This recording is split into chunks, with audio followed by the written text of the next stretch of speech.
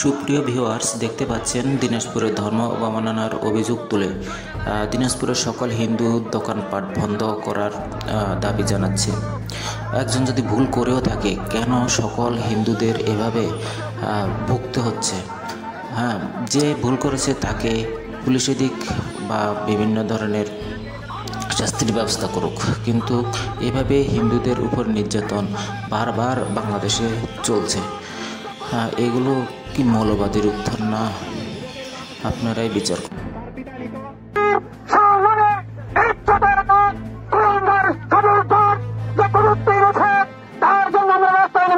যুবকের নাম সবুজ দা, তার পিতা লিটন, কমলদার ছেলে লিটন দা। সে তার ফেসবুকে আমাদের বিশ্বনবী মুহাম্মদ সাল্লাল্লাহু আলাইহি ওয়াসাল্লামকে নিয়ে কুরুচি মন্তব্য কমেন্ট করেন। তার সেই কমেন্ট সোশ্যাল মিডিয়ায় ভাইরাল হয়ে যায়। সেই ভাইরালকৃত ভিডিওকে কেন্দ্র করে আমাদের দিনাজপুরে এই অঞ্চলের উলামায়ে কেরাম এবং তাওহীদি জনতা বিষয়টি নজরে আসলে তারা ক্ষোভে ফেটে পড়ে যায়। ততক্ষণে তারা গত সন্ধ্যায় বনতলা গ্রামের তাওহীদি জনতা লিটন দাসের বাড়ি, কমলদার বাড়ি ঘেরাও করে, বাড়িতে গিয়ে দেখতে পায় তারা তাদের বাড়ি থেকে পলায়ন করে বাড়িতে তালা লাগিয়ে যায়। আমরা এই কথাটা বুঝতে পারি না যে এই সবুজটাকে কারা তার বাড়ি থেকে বাহিরে আশ্রয় দিল এবং তাকে বাড়ি থেকে বের হওয়ার সুযোগ পেয়ে দিল। সেই প্রেক্ষিতে বনতলার যুব সমাজ, বনতলার তাওহীদি জনতা সেই সবুজদার বাড়িকে কেন্দ্র করে ভাঙচুর করার এক পর্যায়ে ভাঙচুর এবং জনগণ বিক্ষোভ হয়ে যায়। আমরা বিষয়টিকে অতীব গুরুত্বপূর্ণ মনে করে আমাদের দিনাজপুরে ডিসি স্যার, এসপি স্যার এবং থানাতে অভিযোগ করি এবং তার প্রেক্ষিতে সেখানে আমাদের দুইজন প্রতিনিধি প্রায় রাত 12টা পর্যন্ত অবস্থান করে।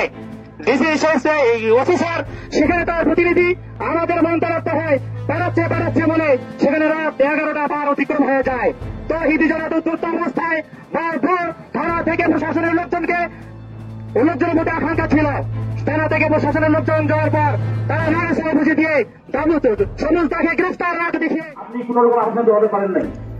এখন এটা যেটা রাষ্ট্র পর্যায়ে আমি ঘোষণা দিয়েছি, আজকের দিকে থেকে হিন্দুদের দোকানপাট বন্ধ থাকবে,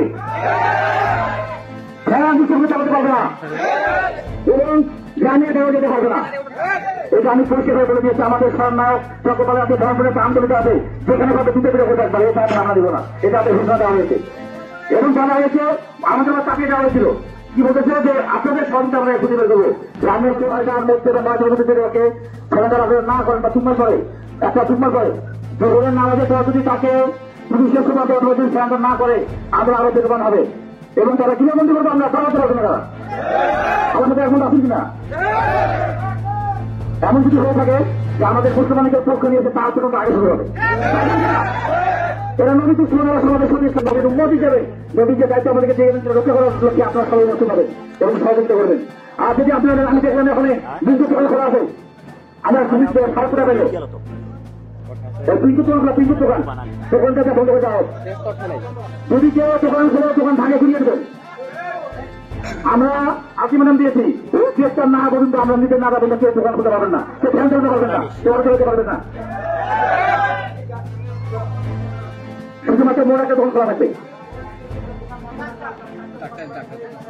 প্রচন্ড আপনাদের তাকে দোকান সব বন্ধ থাকবে। যদি দোকান খোলা পাই আমরা দোকান ঘুরিয়ে দেবো। আপনারা রাজি আছেন কিনা? ধন্যবাদ। আমরা যা কিছু করবো শান্তিপূর্ণ ভাবে, 100 বছরের ঐতিহ্য আমরা নষ্ট করবো না। আমরা কারো বাড়ি করে হাত দেবো না, কারো মা বাচ্চার করে হাত দেবো না। আমরা শান্তির ভাবে চালু করবো। যদি প্রয়োজন মনে হয় আমরা আবার এখন করে সমাধান করবো ইনশাল্লাহ। সকলকে ধন্যবাদ, সবাই এসেছেন, সকলকে ধন্যবাদ। নবীকে ভালোবাসুন, এটা আমরা পরে এখানে পাবো। আসসালামু আলাইকুম ওয়া রাহমাতুল্লাহ।